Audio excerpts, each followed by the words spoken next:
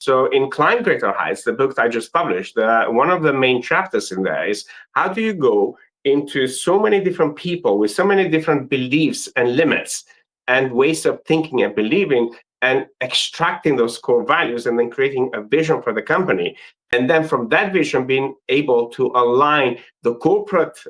guys, the executives and the leaders, creating a unique vision for the company that no matter what happens, they remain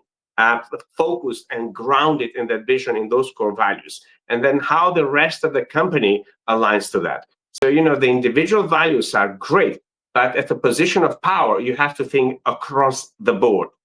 and to be able to adjust those things. So, some of the exercises that I do with my executives, sometimes we could take 4 hours, because if they're going to go and negotiate a huge deal, or if they're going to go and do something about the company, introduce a technology or introduce a new process or something like that, they have to be certain when they make that decision, because sometimes in companies and individuals I work, those could be costing hundreds of millions and hundreds of billions.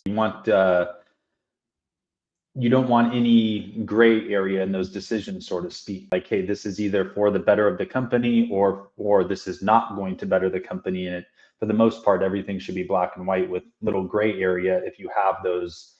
values. Yes, it's right to the top, and also get that kind of clarity you need to be able to be certain in yourself that the decision you're making is the right decision. As a business leader, that is very difficult because that decision is affecting,